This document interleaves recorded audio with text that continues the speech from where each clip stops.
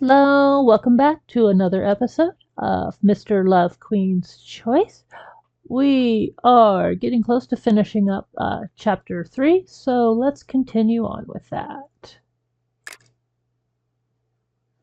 Soon the news of Kiro being in a bear costume spread.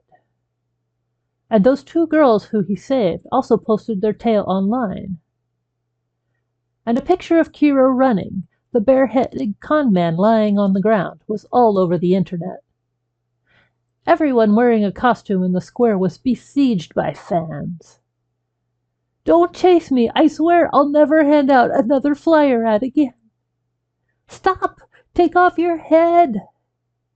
The costumed workers were chased, and some rabid fan would pull off their head, exposing a terrified face underneath. And then the square would fill with screams of anticipation and disappointment. Two people, one tall and one short, in big hats and disguised glasses, skulked around, taking it all in. Northwest, all clear. Southeast, no enemy detected. Operation successful. Target base camp. Move out. We walked out of some inconspicuous little shop and moved toward the film crew with our heads low.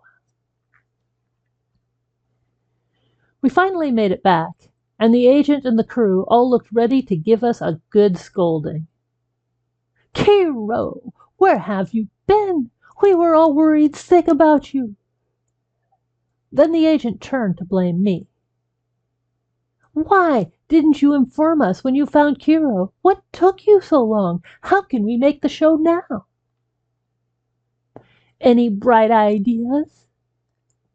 Kiro took off his sunglasses and stood in front of me. Don't worry, we already got the material. "What?"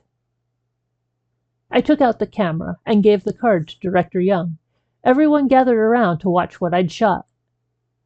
I was so nervous that I clenched my fists, watching the face of Young. Kiro inched next to me. Don't worry, I think it's really great. After watching the last scene, Young's face didn't get any better. "This is shot so poorly." I bit my lip, but felt an encouraging squeeze on my hand from Kiro. "But the content is fun. It should do after some post-processing." Like being on a roller coaster, I suddenly felt flattered and a little disoriented. I knew it would all work out. "Thank you, Director Young. But..." I got nervous again. Young, just spit it out. You keep saying but, and it's driving her crazy. "That but's for you. A star needs to act like a star. You have a responsibility to this whole crew. Do you think it's all right for you to just go missing like that?" Kiro didn't say anything as Young scolded him. He just stood there with his head hung low. Kiro didn't mean it. It was a real emergency situation just then. If he didn't hide, then we'd definitely have no show today. "Don't cover for him. You've got your own explaining to do." "Kiro didn't mean it. Of course I know. But what about you? Why didn't you stop him?" "If you weren't lucky enough to get some suitable footage, what did you think you would do?" Young, it's my bad. I told her not to tell the other crew. "Kiro, so what if the show is ruined? You're a superstar now. What you did was dangerous, you know. In the future, you are never allowed to do anything like this again." We are sorry. "Sorry for all the trouble we caused you." Like students, we stood side by side and apologized. Then my stomach suddenly let out a rumble. Apart from the cotton candy, I didn't get anything to eat today. I blushed and lowered my head. Then I felt the touch of Kiro. I peeked at Director Young. She was still going on and on with the agent, like newly found soulmates. How can they be so childish? "Yeah, you can't spoil him forever." I looked aside surreptitiously. Shh. He spread out his palm, and a candy lay there like he had just done a magic trick. I gestured with my eyes at his agent, standing off to the side. Kira winked and whispered in my ear. I secretly hid it. Don't let them see it. Or they will get even stricter about my diet. Thanks. I took the candy, and after looking at it in my palm for a while, I clenched it tight in my hand. Why don't you eat it? I'd rather hold on to it. When the agent looked the other way, he picked the candy up, peeled off the wrapper, and gave it to me. The sweetness spread, bursting with the flavor of fresh apple, mixed with joy and heartbeats. Sweet, huh? Sweet. What's sweet? Kira and I both shook our heads and couldn't help letting out a laugh. Can we get something to eat? We've been running around all afternoon and we are starving. The agent looked at us, giving a helpless shake of his head, but he let us go. It had gotten late. On a street not too far from the set, Victor walked out from the shop. Victor's just everywhere. A wind chime sounded gently.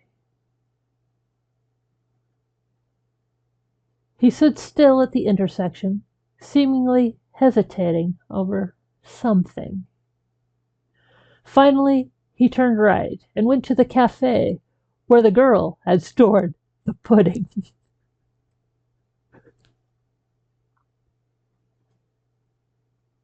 No, not the pudding. He opened the refrigerator and exchanged.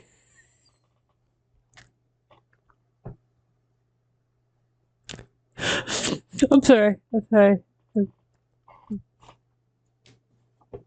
It's. I'm taking this seriously. Yes. He opened the refrigerator and exchanged the pudding there with the ones in his hand.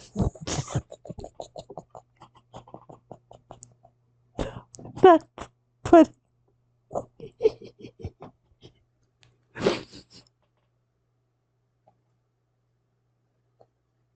No, they're gonna leave us at that cliffhanger there.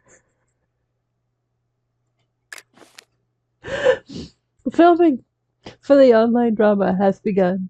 Looks like it's going well so far.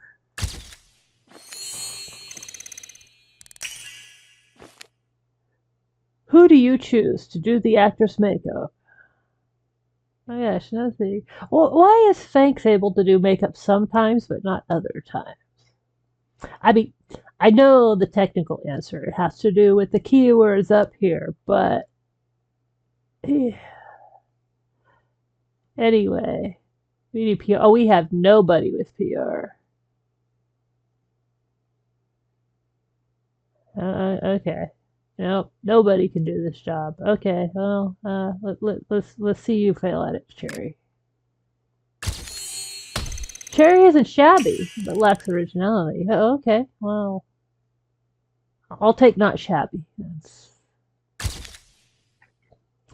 You need someone to make eye drops for the lead actress who can't cry on demand. Cersei can make her cry. Yeah. The solution from Cersei works very well. The lead actress is crying up a storm. Alright. There are cards.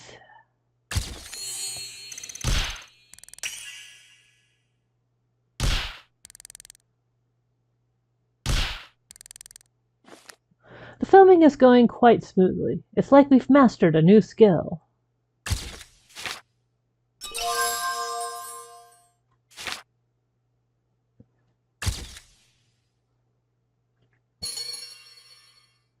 Alright, 390. The filming is in progress. It will be done soon.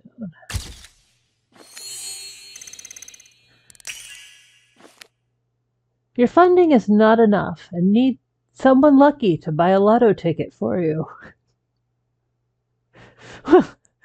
I mean, maybe if we took fewer trips to the North Pole and Antarctica, we wouldn't be in this position. But I guess all right. I'm gonna send Fangs to buy a lottery ticket. We'll see how we do. Fangs is your lucky try. You win enough from Lotto for your trip to the Mayan. Somebody had a lot of fun writing these. Oh, we're going to the Mayan ruins right now. Okay, that's what we didn't have enough funding for. All right, it's a dangerous path to the Mayan ruins. You need protection, and it looks like we don't have it. Drama and medicine. All right, Cersei's got drama. Dingle Daisy's got medicine. Which do we value more? I think we'll take Daisy.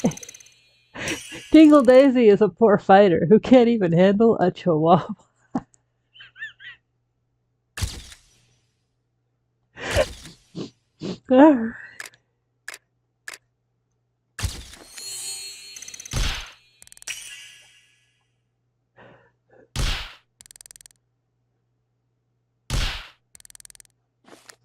Can't believe such a wondrous civilization could vanish without a trace.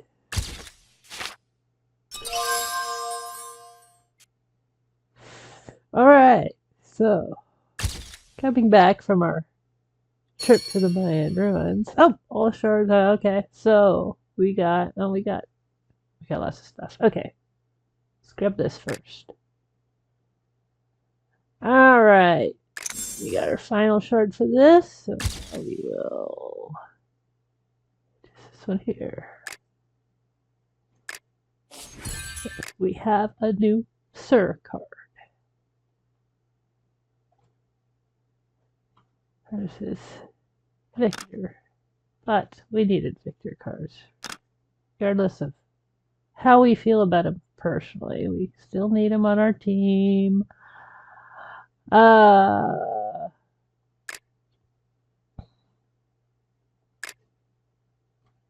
Okay, so let me see how we're doing. It's another orange. But anyway, another Sir card is good. And a free one at that. Wish coupon. And achievement.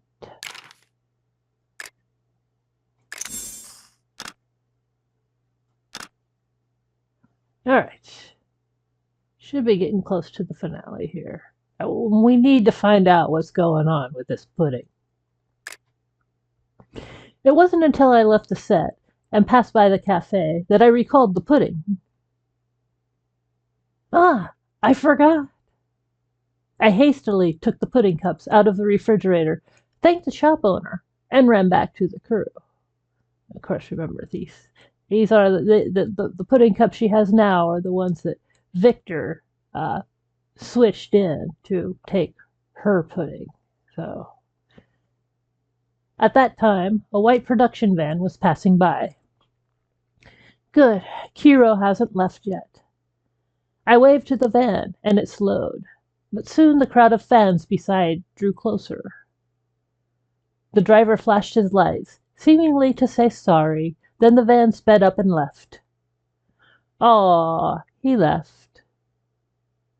Looking at the pudding. When will we meet again? Just then, I received a call from Kiro. Sorry, I can't give you a lift home. It's okay. Your safety is more important. I think nobody wants to lose you again. That was so we could save the show. I wasn't trying to make them worry on purpose. Yeah, I know. You've had a busy day. Get some rest back home. You too. Kiro's so considerate, and there really are so many fans. It's safer for him to leave. Just as I hang up my phone, I receive a message. I forgot. I have something for you. Stay where you are. My agent is on his way. Kiro has something for me? While I was still wondering what it could be, Kiro's agent arrived. We should thank you for your work today. I was happy to help. I almost caused a huge mess. Oh, right. Please give this to Kiro. It's something I promised him last time. I handed the paper bag to the agent. I hope Kiro likes the pudding I made. Kiro wants me to give you a ride so you can get home and have a rest. Thanks. I cannot help appreciating how considerate Kiro is. After I got in the car, I saw a wrapped box. Inside were candies, cookies, and chocolates neatly arranged. They were all the snacks we traded in the afternoon. There was even a cake in the shape of a little ball. When did he have time to prepare all these? I opened the cookies. The small, creamy cookie melted instantly in my mouth. The sweetness buoyed my mood and filled my chest with warmth. I went back home, took a bite of candy, and opened up my phone. Under top headlines was a post from Kiro. The photos attached were all ones I took for him this afternoon. Kiro had very carefully covered up the faces of his female fans with a cute sticker. You didn't realize it at the time, but we've met before. The comments were all envy and praise. Kiro, you're the best idol in the world. In the center of posted photos was me trading my balloon with the girl for the candy. Being a fan of Kiro's is just too happy. When did he take this? I tapped to view the full picture and admired it a while, and then saved it. The world's best idol, what he brings to fans is not an illusion, but real happiness and excitement. Even if he can't interact with everyone, Kiro is telling them we might meet at any time. It's the same with a good variety show, I guess. A revamped version of that singing show gradually formed in my mind. As I was sorting out the details about the revised show, a message from Kiro arrived. Unlock date Kiro and footage Kiro.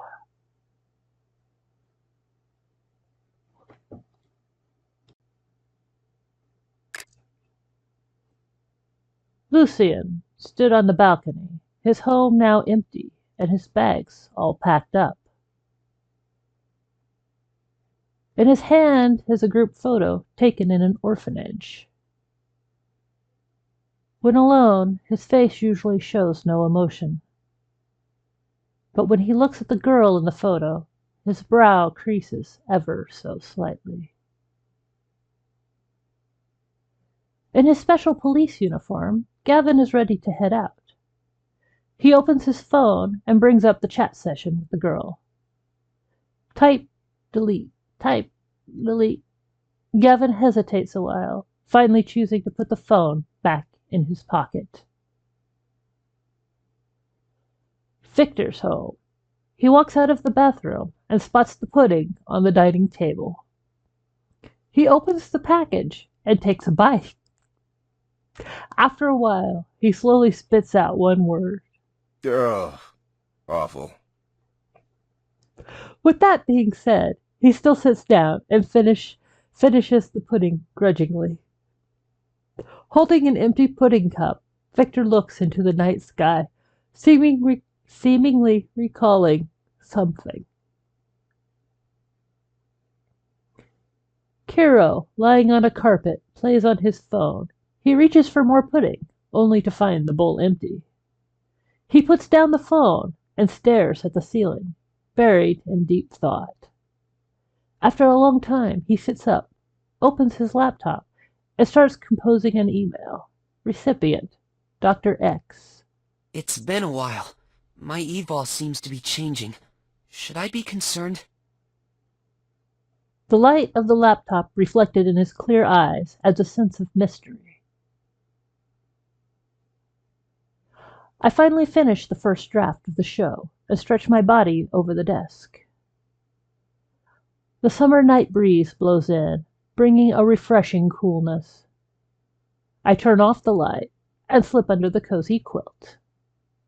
I imagine the dream to come will be a sweet dream. We have unlocked mementos. Check out stories between you and guys here.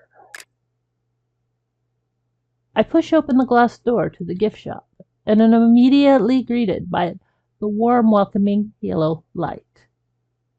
As I browse through the shelves, a small, exquisite notebook catches my eye. Under the simple cover, I find pages with light patterns, cute illustrations, and colorful washi tape. The notebook smells lightly of ink. Great choice! This is our best-selling journal. The shopkeeper appears at my side out of nowhere, wearing a big smile. If you like it, bring it home with you. I nod as I continue flipping through the adorable pages. As I ponder whether to make the purchase, a figure, still unfamiliar as of yet, flashes past the back of my mind. Why am I thinking about him now? We've barely just gotten acquainted, but it's true that we've been meeting a lot recently. Maybe this will be a good way to record recent happenings. Mumbling to myself, I bring the journal to the cashier's desk. Hello, I'd like to buy this. Outside on the road, I slip the journal into my bag. The weather is sunny, as is my mood.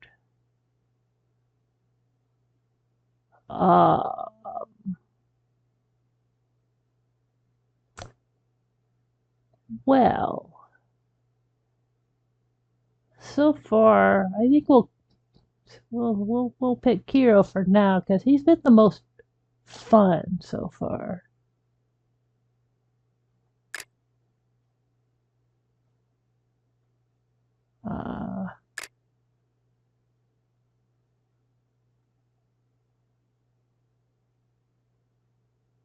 All right. So basically, we're getting it's called Mementos. It's like a journal. And this is where it's basically you get rewards for doing stuff with the guys, and you're not restricted to just the one you choose. You're supposed to be switching between all of this, and this. Oh, that's rankings. That doesn't matter.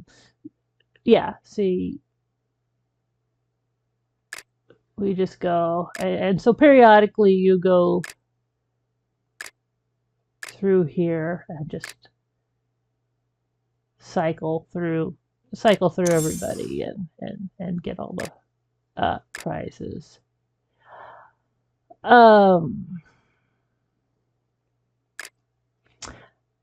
I think it's actually kind of the canon story that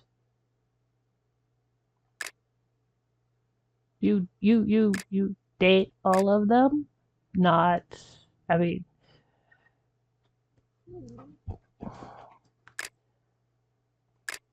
however,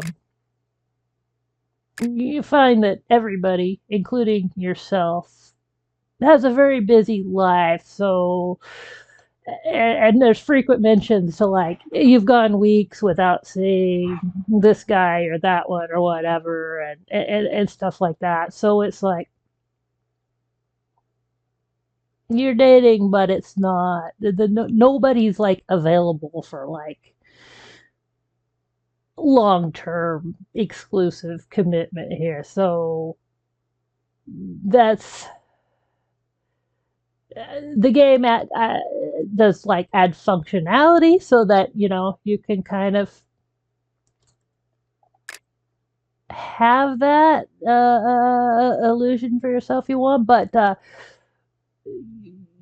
the main story, you're doing stuff with all the guys, and not only that, the guys all know each other and hang out, talk to each other, and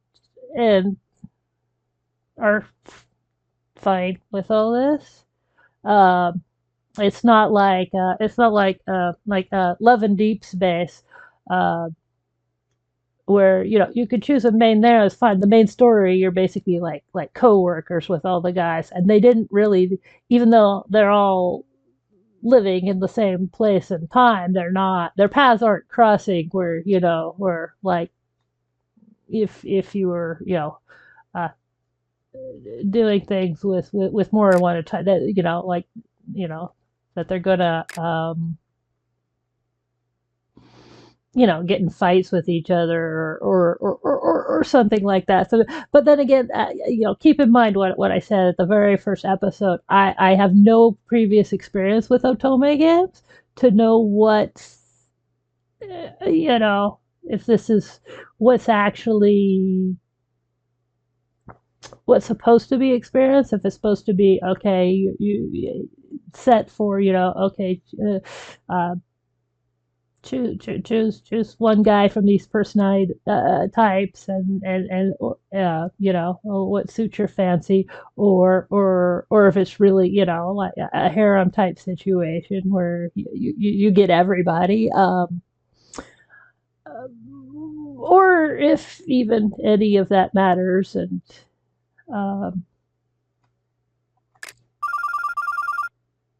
Victor. Oh, God. What do you have to say? Oh, I guess we missed a call from Lucian. I don't remember. Well, anyway. What does Victor I got your new proposal. Who's calling me at 2 in the morning? That dream was just getting good. It's me. Victor? But I didn't send it to you. You CC'd me on it. Jeez, sorry. I was sending it to Anna. I don't know how you got CC'd. Maybe I did it in my sleep. You certainly do seem to be asleep at the wheel. Huh? The draft was atrocious and full of holes. Well, it was a draft. If you can't even manage this, you should back out of the funding agreement with LFG now. Because you can't even meet the bare minimum. Uh-huh. I know it's just a rough draft, but the staff and I worked all day pouring our hearts into it. It probably lacks sophistication, but it can't be that bad, right? If you hadn't CC'd me by mistake, you'd still be asleep, dreaming. Your error has cost me time, and caused you trouble. Sorry. I'll do a good job on this proposal, and I will not make this same mistake again. 1 week. Huh? You have 1 week to get my approval. You're reviewing it personally? Isn't that what the project committee's job? You have to accept the consequences for CCing me.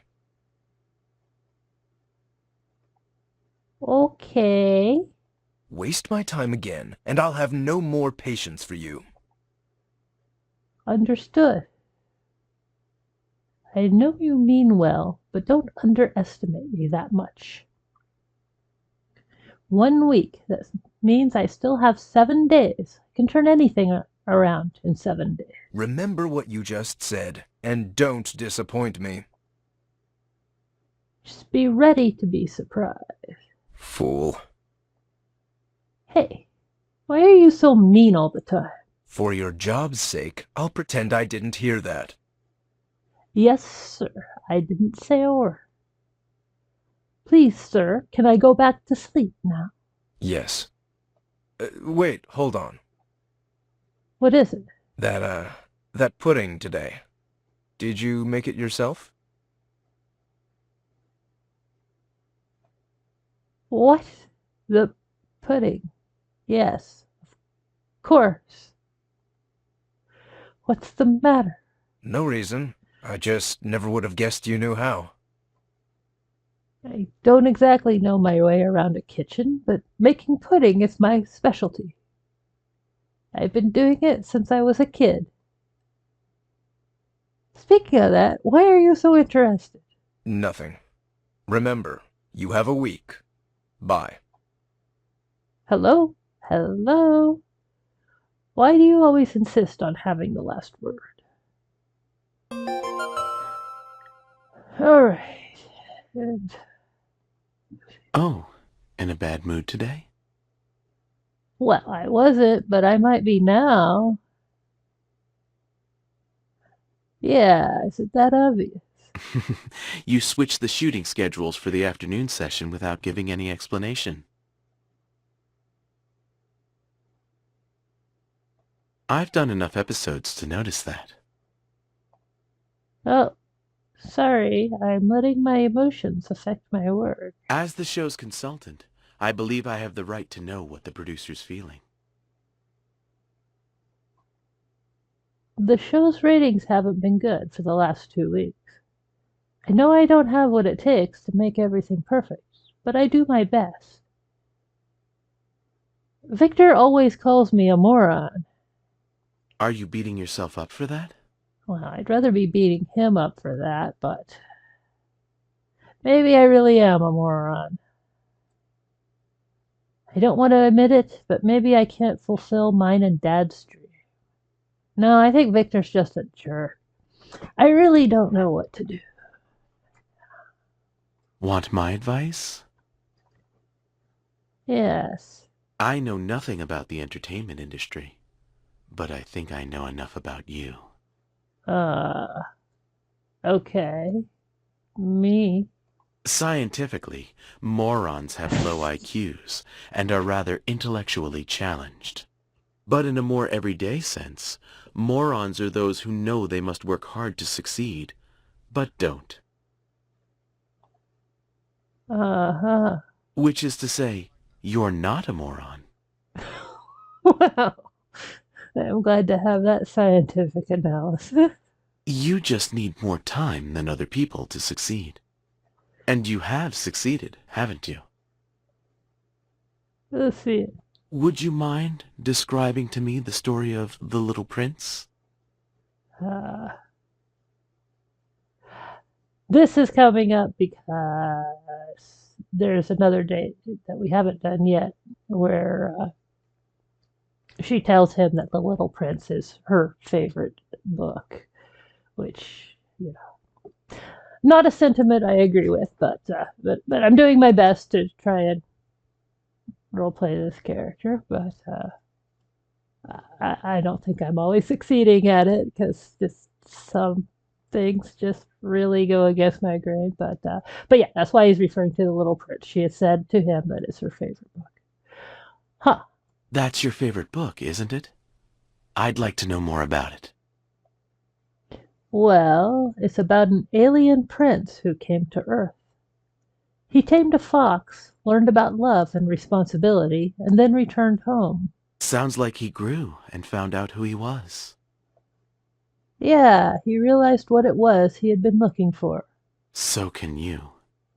Do the show you want to do. Wouldn't your father want you to make what you think is best? But I'm not the little prince, and I'm not that good right now. You have to believe in yourself, or believe in what I see in you.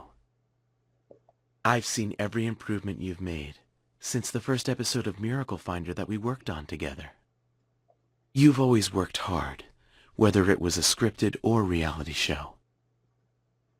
Failures are a part of growth, and they really do make things more interesting. Thank you, Lucian. Anytime. All right. Hopefully that's all the calls for tonight.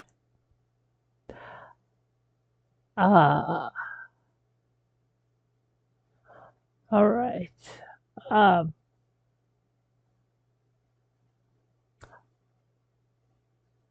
Yeah. That all threw me off. All right, let's claim some stuff, and then we got another card, new diary entry, but I'm saving those for later.